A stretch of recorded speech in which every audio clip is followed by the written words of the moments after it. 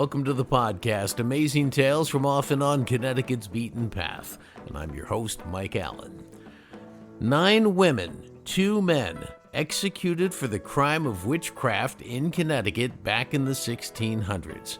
Many associate the Salem Witch Trials in Massachusetts with the young colonial settlers' biggest brush with witchcraft panic, but it actually all began in Connecticut, and it ended, frankly, a long time before the Salem trials ever began. Well, here to tell us about this story today is Connecticut's State Historian Emeritus, Walt Woodward. He knows that story well, and he's going to be along in just a moment.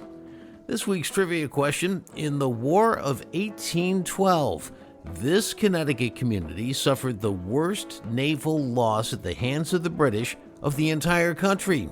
What was that Connecticut community? Stick around after the main program for the answer, because then you'll know the topic for next week's show. Amazing Tales from Off and On Connecticut's Beaten Path is brought to you by our sponsor, Yale New Haven Health. When people need the best quality health care, there's a reason they turn to Yale New Haven Health. In 1826, Yale New Haven Hospital became Connecticut's very first hospital. They were the first hospital in the U.S. to use chemotherapy. Yale New Haven was the first to introduce insulin pumps for diabetic patients, and they introduced the world's first intensive care unit for newborns. For more information about Yale New Haven Health, visit ynhhs.org. That's ynhhs.org. Going on a witch hunt. Well, it's a rather standard phrase today, but 400 years ago in Connecticut, the meaning was quite literal. The search was on for persons, usually women, but not always, who were practicing witchcraft.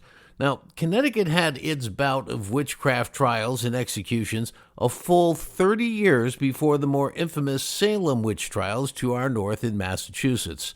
Now, there was one man more than anybody else who helped turn the tide against the hanging of witches, and that was one of our early governors, John Winthrop. Now, we've spoken about Winthrop before here on Amazing Tales CT because he's the one who managed to get the coveted charter from the King of England that gave Connecticut more rights and land than virtually any other colony. Well, the person who talked about Winthrop back in that episode is back to talk about him again. We welcome the Connecticut State Historian Emeritus, Walt Woodward.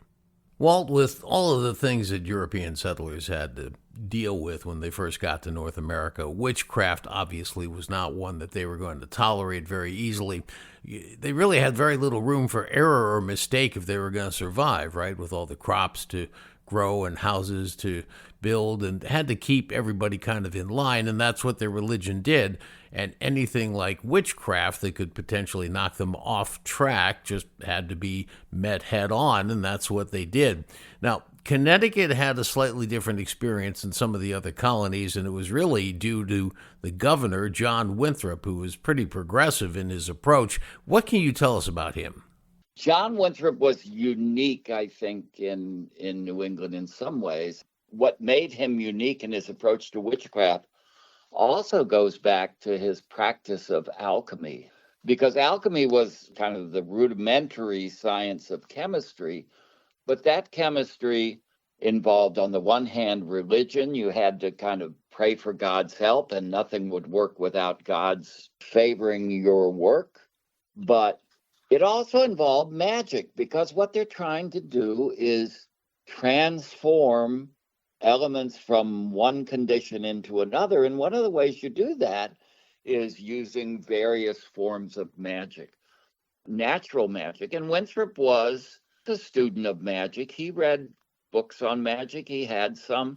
The fundamental way that the practice of magic becomes dangerous in the world of the Puritans is if your desire to have the effects that you want from magic becomes so strong that you're willing to make a deal with the devil to give you that knowledge. Then magic becomes diabolical magic. In witchcraft cases, witches were accused of being in league with the devil to harm people. This is sort of the crux of the history of witchcraft in Connecticut, at least from a legal standpoint, is have these people accused of witchcraft been in league with the devil to hurt others? Now, what I understand about John Winthrop is that everybody kind of looked at him as being at the top of the heap in terms of knowledge about witchcraft. Winthrop, because of his alchemical knowledge, because he was connected to a leading Puritan family, because he was a governmental leader, because he socially was a very adept human being, people liked him. He was considered an expert on magic. Beginning in the mid 1650s, Connecticut in witchcraft cases began to look to Winthrop as the expert consultant. He started as a consultant in witchcraft cases. And this was a really good thing for Connecticut, because Connecticut up to that time had an absolutely horrific record in witchcraft cases. It had executed every single person it had tried for witchcraft. It had the first witchcraft execution that we know of in America in 1647, and 6 other people had been accused of and indicted as witches between then and 1655. They had all been convicted, they'd all been hanged.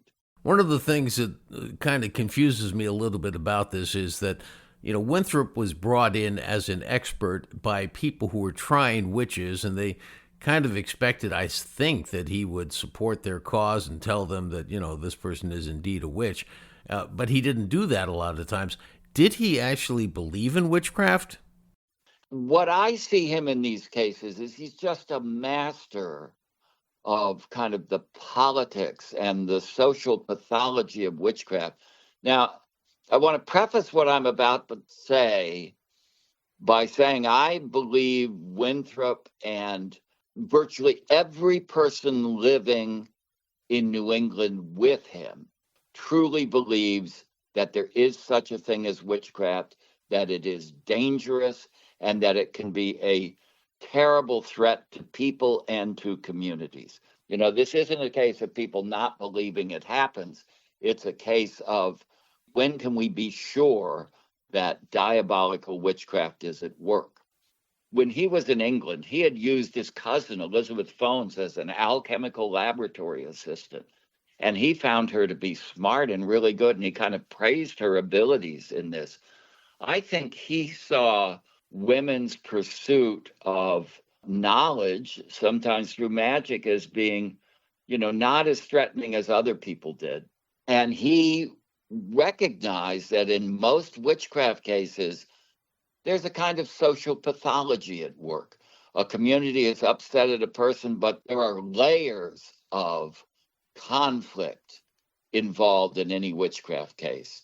And so, as a consultant in these cases, I think it really was extremely difficult for him to arrive at a conclusion that somebody had actually been in league with the devil to harm people. Now, they may have been difficult people, they may have been doing some kind of magic things, but were they actually in league with the devil? He didn't think so. What he did in witchcraft cases over and over again is when he was called in to consult, he would say, as sort of the expert witness on witchcraft, he would always say, you've got to really be proud of yourselves, people of Wethersfield or Windsor or East Hampton, whatever the town is, because you've really been vigilant in protecting your community from the horrors of diabolical witchcraft. This would really be terrible. And your vigilance at making sure that it doesn't cause harm in this community is really admirable. And I applaud you. And yes, you did have grounds for suspicion in this case. And I think you did a great job calling out this person for this suspicious behavior. But having looked at it really carefully, I just can't find any evidence that it actually constitutes diabolical magic. So good for you for being suspicious And it is clear that the person who is accused of witchcraft has been socially very difficult. And I've talked with her and she needs to get back in line. But this is not witchcraft where you can go and kill somebody because they are witches. I mean, I think maybe one of the reasons he was so successful is that he understood, maybe more than most people, just how scared the colonialists were of this whole topic of witchcraft. Through this sort of adroit way of recognizing people's fears of witchcraft without validating them and putting pressure on witchcraft suspects to kind of rein in their socially maladaptive behavior, he was able to move Connecticut from the colony that executed every witch it accused to a colony that stopped executing witches. Between 1655 and 1661, no one in Connecticut was executed for witchcraft. In Massachusetts, throughout the same period, a person accused of being a witch had about a 50-50 chance of getting off. In Connecticut, that had never been the case till Winthrop got there, and it went from being 100% chance of being guilty to 100% chance of getting off. Then he left to go get the royal charter from the King of England. He was gone for 2 years. What happened then? In 1661, Winthrop had to go back to England to try to get a royal charter for Connecticut. After he left Connecticut in 1661, just all hell broke loose. A girl named Elizabeth Kelly, who clearly had heard about other witchcraft cases, came down with a stomach sickness. She was in excruciating pain. And she said to her father that a woman named Goody Ayres was pricking her with pins and that he should get the magistrates and stop her. And she was screaming for him to do that. And he's like, your stomach's upset. You've eaten something wrong. And, he dampened down her fears of being under diabolical assault. But she stayed sick for a couple weeks and it got worse and worse. And with her last breath, she said, Goody Ayres chokes me. And when she died, he did get the magistrates. And as I said, all hell broke loose in Hartford. The Hartford witch hunt, it was a mini Salem. There were 8 witchcraft trials in 8 months. Now, what do we know about those trials? We don't have transcripts of these trials. Paper was rare and they weren't able to do official transcripts of trials. But what you do get are summaries of testimony of people who are accusing someone of witchcraft. And so you get the story, you get what they were afraid of, you get what they believed. Sometimes these summaries of what happens in these trials is incredibly revealing. There was an old woman named Goody Greensmith who was on trial in Hartford. She and her husband were accused of being witches. Now, one of the key features of these trials, and it's one of the things that makes people so certain that what's being acted out here is absolute misogyny. And there's always misogyny involved in witchcraft trials, but there is a cluster of things. Misogyny is part of it, but fear is part of it. There's a lot going on. But in witchcraft cases, the ministers, they are just relentless in their interrogations of these people. And, you say, what's going on here? These are the smartest, wisest, top of the social heap, often the wealthiest people in town, the most educated. Why are these men browbeating these sometimes old, feeble, sometimes we'd call them cognitively impaired people? What's going on? This just seems totally horrendous. But the reason they were doing that is their manuals on how to conduct a witchcraft trial told them they had to do that. Because if the suspect that they were haranguing and browbeating and intimidating with their interrogations was actually a witch, then unseen to the interrogator, but right next to her, giving her strength and help and support, was the strongest force in the universe next to God. It'd be the devil himself. And to that, the interrogator was nothing. So the manual said, be relentless. You have to be, because if you are weak, your soul is in peril, not the witches. So these trials become just true theaters of pathology. Sometimes these documents, it's like somebody opens a window into the courtroom and you can actually peek in and see, with everybody in the community there watching, just, how dramatically macabre it is. In this one trial of this Goody Greensmith, you can tell when she finally breaks down just what's been happening to her.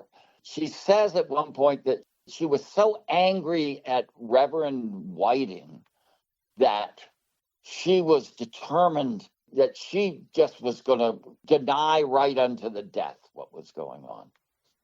But he ultimately broke her down and she said, yes, I am a witch. Then she says something that gives you an idea of just how kind of salacious and wretched this questioning is. Because she says, yes, she had been with the devil and he had used her body with much seeming delight to her many times.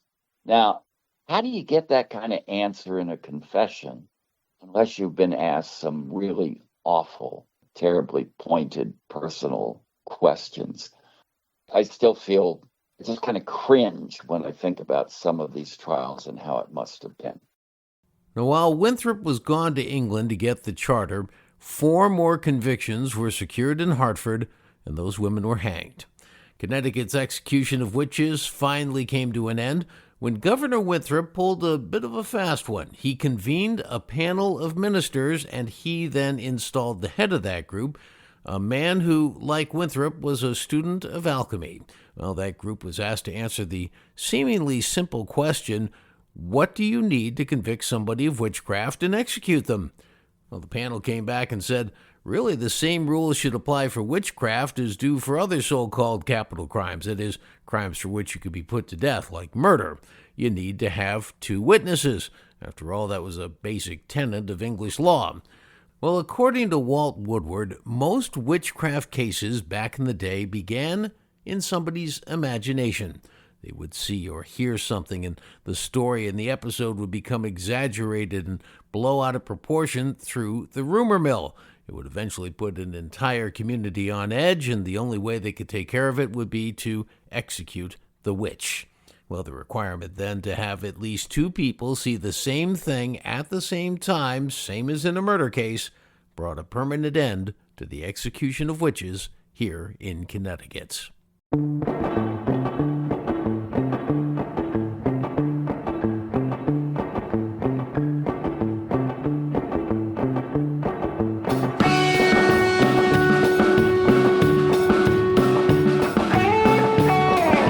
Wraps up this episode of Amazing Tales from Off and On Connecticut's Beaten Path.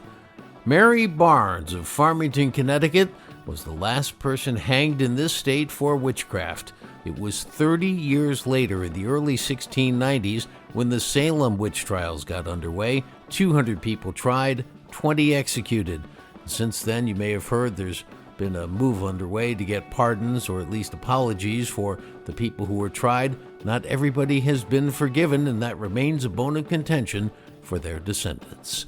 I want to thank our guest for today's program, Connecticut State Historian Emeritus Walt Woodward.